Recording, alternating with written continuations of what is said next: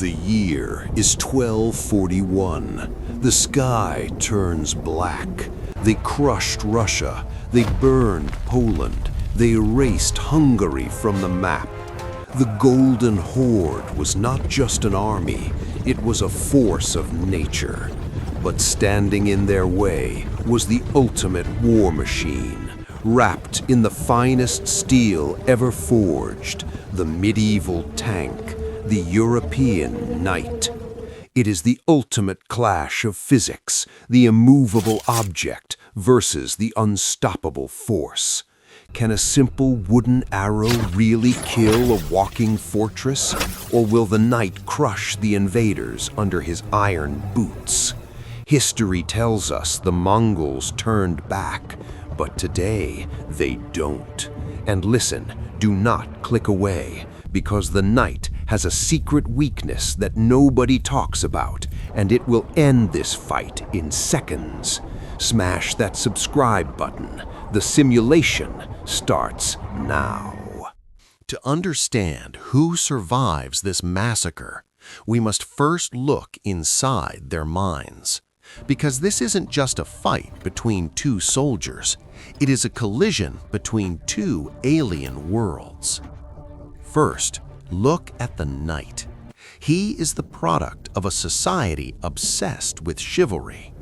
To a European knight, war was a formalized contest of strength. It was almost a sport. He wants to look you in the eye. He wants to plant his lance in your chest and watch you fall. His entire philosophy is built around the charge. Imagine 1,500 pounds of horse and steel galloping at 30 miles per hour, focused into a single steel tip. This is not subtle. It is a sledgehammer. The knight believes he is a god of war. His armor makes him feel invincible. He doesn't hide. He wants you to see him. He is a walking banner of intimidation. But the Mongol? The Mongol has no word for chivalry. To the Mongol, honor is a handicap. Honor is how you get killed. The Mongols did not view war as a duel. They viewed it as a hunt. From the time they were children, they participated in the Nurge, the Great Hunt, where they would encircle thousands of wild animals and slaughter them efficiently. When they invaded Europe, they didn't see knights, they just saw slower animals. While the knight seeks a fair fight, the Mongol seeks an unfair advantage. If the knight charges, the Mongol runs away. If the knight sleeps, the Mongol attacks. If the knight is hungry, the Mongol poisons the water. This creates a terrifying psychological mismatch. The knight is a grizzly bear, massive, powerful. If he swipes you once, you die. But the Mongol Horde, they are a pack of wolves. They are a hive mind. They communicate with flags and whistling arrows. They never stand still. They bite your heels, they bleed you out, and they vanish before you can swing your paw. The knight is fighting for land, titles, and the glory of God. The Mongol is fighting for survival and the absolute command of the Khan. One is an individual powerhouse. The other is a collective machine. But philosophy only matters if you stay alive. And the knight is confident for one reason. He is wearing the most advanced technology on the planet. Let's talk about the physics. Let's talk about the armor. Now, we arrive at the biggest controversy of this entire debate. Hollywood movies love to show us scenes where arrows punch through plate armor like it is made of butter. I'm sorry to ruin your favorite movies, but physics does not work that way. Let's look at the engineering of the European plate armor. By the late medieval period, this wasn't just iron, it was blast furnace steel, and crucially, it was curved. Look at the shape of a breastplate. It is rounded like the hull of a ship. Why? Because of deflection. When an arrow hits a curved surface, it doesn't transfer all its energy into the metal. It glances off. It slides away. To a knight inside this steel shell, a rain of arrows doesn't sound like death. It sounds like hail on a tin roof. Ping, ping, ping. Annoying? Yes. Lethal? No. Now, do not get me wrong. The Mongol composite bow is a masterpiece of engineering. Made of horn, wood, and sinew, it had a draw weight of over 100 pounds. It could launch an arrow at nearly 200 feet per second. Against a peasant in a cloth shirt, it is a death sentence. Against chainmail, it might punch through. But against a 2-millimeter thick, heat-treated steel plate, the math simply doesn't add up. An arrow generates roughly 100 joules of energy. To puncture plate armor, you need something closer to 1,000 joules, something like a musket ball. So, in a direct contest of weapon versus armor, the knight is effectively invincible. He is a tank, and you cannot destroy a tank with a stick. However, every tank has an engine, and the knight's engine is not made of steel. It is made of flesh, blood, and fear. The horse. This is the brutal reality of Mongol strategy. They were not trying to kill the rider. They were trying to disable the vehicle. The Mongols unleashed storms of arrows not at head height, but at knee height. They turned the knight's horse into a pincushion. Imagine the chaos. A 1,500-pound warhorse screaming in pain, pierced by a dozen arrows. It rears up, it collapses, and suddenly the invincible knight is no longer a fortress. He is a man trapped in 60 pounds of steel, crushed under the weight of his dying mount, lying face down in the mud. His armor hasn't been penetrated, but he has been neutralized. The physics tells us two things. The knight's armor is the ultimate defense. The knight's mobility is a fragile house of cards.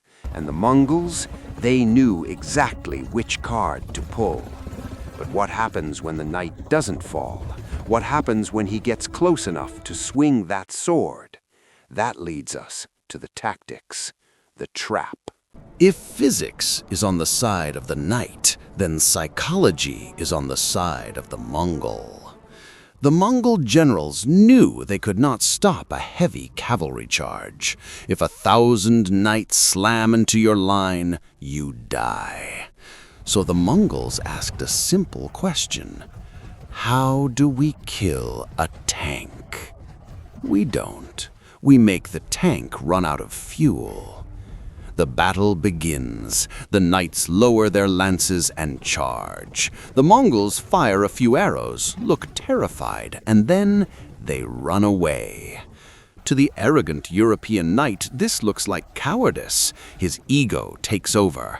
They are breaking. Chase them down for glory. The knights break their disciplined formation to pursue the fleeing enemy. They push their heavy horses into a full gallop, 1 mile, 2 miles, and this is the mistake that ends their lives. European war horses are sprinters, not marathon runners. Carrying hundreds of pounds of man and steel, they tire quickly. Their muscles burn, their lungs fail. The Mongol ponies, they can run all day. Then it happens. A deep war horn sounds the signal. The fleeing Mongols stop. They turn in their saddles, and they perform the maneuver that haunted European nightmares for centuries, the Parthian shot. They fire arrows backward while riding away. The knights are now exhausted. Their horses are foaming, gasping for air. Their formation is gone. They are scattered, isolated, alone. The panic was an illusion. The retreat was a lie. The hunters have become the hunted. The Mongols close in. They form a rotating circle of death. Riding endlessly around the stranded knights, they fire into exposed joints, visors, armpits, or into the unarmored necks and chests of the horses.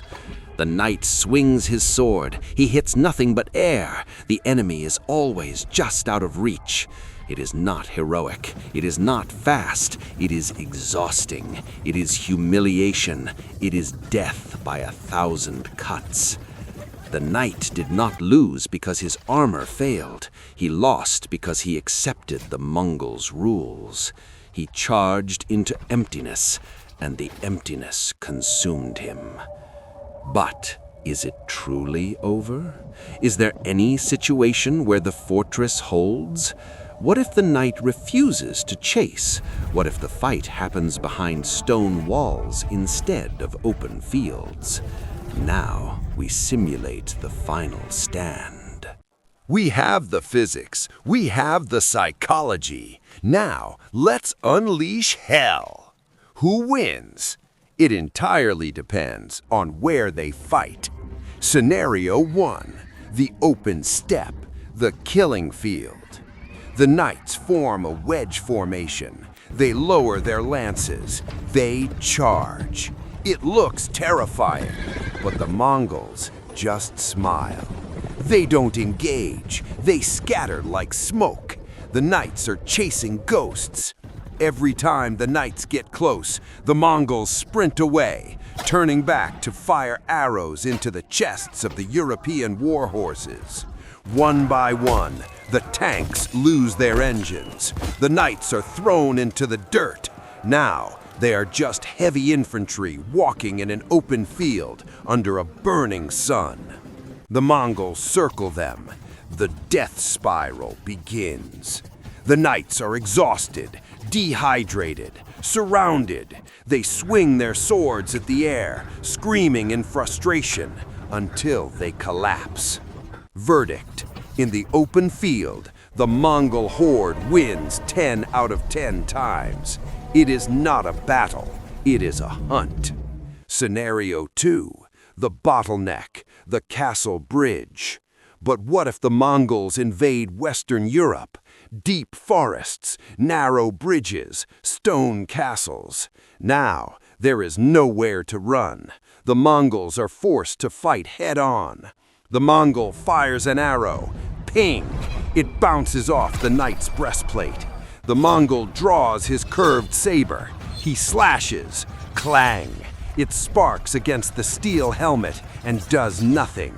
The Mongol is terrified. He is fighting a statue made of iron.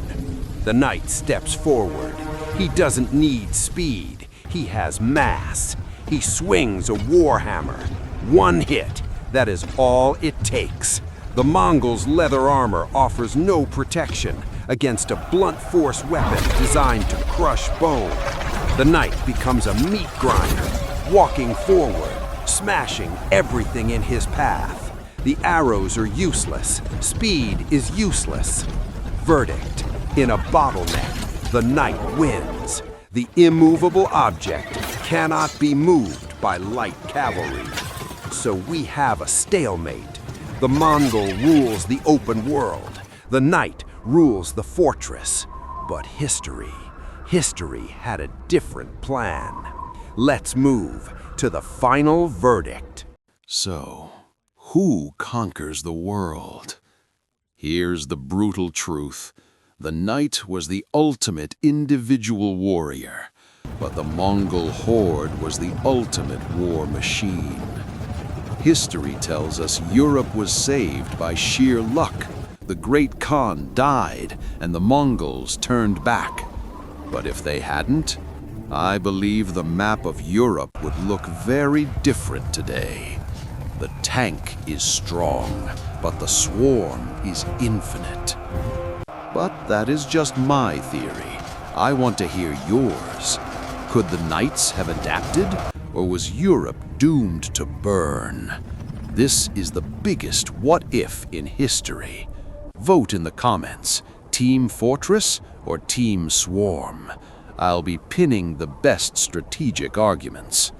If you enjoyed this breakdown, don't just watch from the sidelines. Smash that subscribe button and turn on the bell to join our army of history lovers. Join the ranks.